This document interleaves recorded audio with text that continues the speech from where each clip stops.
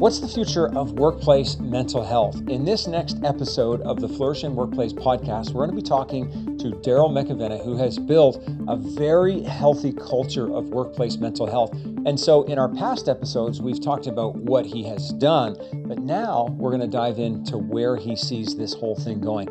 Let's dive into this podcast together. You're listening to the Flourishing Workplace Podcast, a movement to reimagine work brought to you by thought leaders and industry professionals. Discover how to create cultures where people belong, grow, and contribute fully. At Flourishing Workplace, we're changing the world by changing the workplace. Hey everybody, welcome back to our next episode of the Flourishing Workplace Podcast, where our mission is changing the world by changing the workplace. And at Flourishing Workplace, we genuinely believe that when our workplaces thrive, that the ripple effect of that will impact our families, our communities, the people that we love, and honestly make the world a better place. And so welcome back to Daryl McAvena. It's so great to have you, Daryl. Thanks. And if you missed any of our previous episodes with Daryl, please do tune in. He's the president of Performance Freight Management and actually has implemented all kinds of practices around better workplace mental health. And so you're going to want to tap into those episodes and really unpack that so that you can take the learnings and apply them to your own team. So welcome back, Daryl. Thank you. Yeah, and so Daryl, one quick question for you around this idea of workplace mental health. We've talked so far about the things that you've done and some of the things that you're doing. Where do you see it going? And I know that's hard to sort of, take out the crystal ball, but when you think about your own journey as a human, just as a person, and then as a business leader, and then for your team, what do you think some of the next things could be coming down the horizon that we could do as business leaders to help our team with mental fitness? I think the biggest thing right now is just allowing more permission within your organization and allowing that to share. It's kind of like your cell phone GPS. You've got that little blue ring around, the dot. It's telling you where you're going. Right. If you can start moving that dot with your customers and your vendors, talking about mental health. I've had customers come up to me and hug me because they know I'm a hugger. Wow. Just because I'm open about my mental health. If we can share that ring with our team and start allowing them to feel comfortable about, just being open and have the permission to be, comfortable with what they talk about, I think that's what, going forward is going to be very important for not only our organization, but just people in general, because we don't have a lot of time to spend on mental health. That's always the biggest thing. So really, we got to have more time. I love that. And it's interesting because when I think about what you just said around giving time and space for that, it's really interesting to me somehow that we deprioritize our own health and then we prioritize the health of others, right? Anyone who's a leader, a parent, particularly when we're caring for other people. And so how can we help our teammates to remember to prioritize their mental health?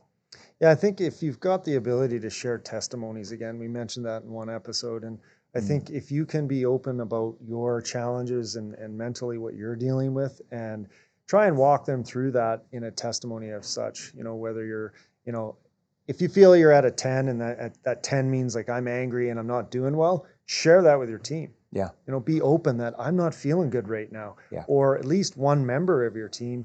And I do that quite a bit where I'll call and say, hey, I'm probably going to throw up on you mentally right now, but I need you to listen because I just need somebody to talk to, whether, because you can't always have that time and it's usually built up. So make the time. And I think that's the thing right now is if the testimony is shared and you can open it up in some sort of storyline, I think it's easier and then they'll feel more comfortable talking. Yeah.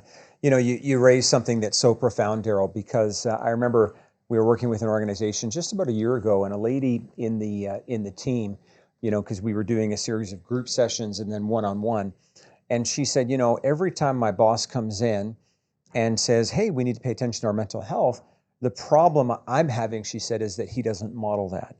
And I think you hit the nail on the head. John Maxwell says that a leader knows the way and then they show the way. So anybody can read off the company sort of policy statement that we value people's mental health.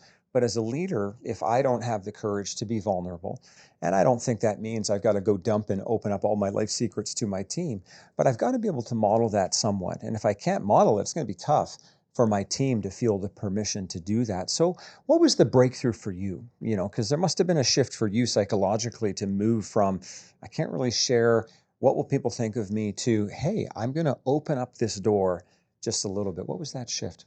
Yeah, I think once I felt I was in a lot of different small groups where you had to be vulnerable, so I engaged in some small groups where you had to be vulnerable. So that was a breakthrough for me where I've started, it's like public speaking. Right. It's the hardest thing anyone's ever going to do. Right. Well, small groups, that's the hardest thing you're ever going to do. If you have to actually open up about your feelings, that was a breakthrough for me to see not only what I was opening up, but once I opened up, I started to see others. It was like a chain effect. They started talking. Yeah. So that's with my team. I'm getting them calling me with emotions. Right. That's so valuable. Yeah. And I think that's the breakthrough for me, is that even if it's just one, you don't have to share everything, or you don't have to go on for an hour, but if you can just give them a little piece of something that you're either thinking about, it's painful for you, or you're just challenged with. Sometimes it's vendors or carriers or trucking companies that I have to deal with, and I'm like, I'm not feeling good about this. Yeah. Share it. Yeah. Instead of just leaving it inside. No, I love that. And I just if I can say to leaders or people listening to this today or watching, I mean, the number one thing you can do to improve relationships on your team and that sense of connection is to be a little bit vulnerable. And like Daryl said, you don't have to tell the whole story. You don't have to, turn it into a crying session. Sometimes that happens, but it's really about you taking that first step. And when you take that first step, everyone else feels the permission to do that. So I really commend you for that. When you think about what's going to be happening in terms of workplace mental health, I saw some research from Harvard, and so it wasn't some irreputable organization, but one of the top academic institutions in the world, that said that the number one reason people are going to generative AI, so ChatGPT and Copilot, is therapy and companionship.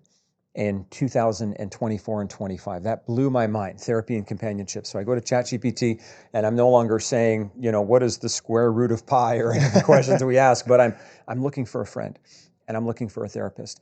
When I see that, I don't think about, oh man, that's messed up. I just think, wow, there's a business case for deep connections. There's a business case for creating a flourishing workplace. I know we only have a few minutes left. What would you give to business owners or leaders here, managers, executives, whatever, around, here's a couple of practical things you could do to create that type of relationship within your organization? Not a therapeutic relationship, but at least that sense of safe, healthy community. Yeah, I think, number one is, I always say, I'm not an expert. I'm not a counselor. I'm not a psychologist. Right, so find somebody that is good at that to support you. And, that's what I did. And I went and reached out to an organization that could help me there. And mental health is a grind. It's a hard learning.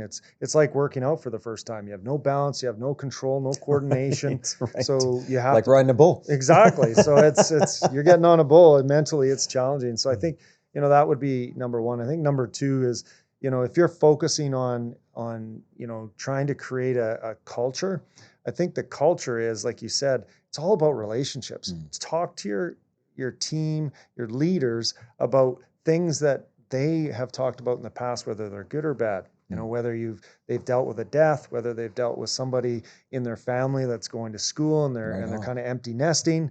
Ask them certain questions. How are they doing on that? How's Trey's school? How are things going there? I know that's a big transition for you. Or I know Sadie's leaving today. It's first time she's going to be leaving, to go to a new job or whatever it might be. Having those little pieces. As a business leader, hard to remember everything. Yeah. So maybe journal it, but at least do your best to kind of keep that tabs on what they're feeling, because I know that's important, whether they're a father or a mother. Yeah. I love that. So I heard you say, don't try to do it alone. So it's okay to bring in some subject matter experts to support you in the process, like a flourishing workplace or a psychologist. Absolutely. Or whatever you've got. And then I like how you kind of are saying, model it as a leader, and model the care factor. I think people don't realize, maybe some people watching or listening today have never heard of that show Cheers, but there's a line in the intro song, the theme song, that says, everybody wants to go where everybody knows their name. And it's this idea, okay, they remember the details about me. It's my birthday, or I'm just moving my house, or maybe my dog is sick. And I've always actually done exactly what you said, and that's actually write things down.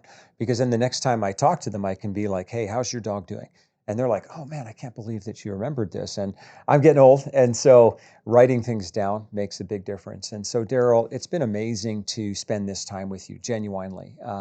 I can't say enough about you in terms of what you're doing in your organization and the impact you're having on our community here in Southern Alberta, probably way beyond that. So is there any final words you'd like to share to the audience just around this idea of workplace mental health? Yeah, I think, the ultimate is just, caring for people, right? And have that. I'm a giver. Yeah. Remind yourself when you are a giver, though, you still, like you said earlier, you still got to take care of yourself mentally. So modeling, that's really important. But have people around you and surround yourself with people that believe in that, believe in mental health, whether you want to call it mental health fitness or mental health itself. But surround yourself with the people that believe in that, and they'll grow you, they'll elevate you, and guess what? You'll experience things that you've never experienced before. So it's awesome. Well, hey, we're going to be posting, of course, in some of the text on the screen, how to get a hold of Daryl and reach out to him. And of course, you can always reach out to us as well at Flourishing Workplace. Thank you, Daryl. Thank you. And thanks to, of course, everybody listening and tuning in today. We'll see you in our next episode. The movement for better workplaces starts with one action, yours.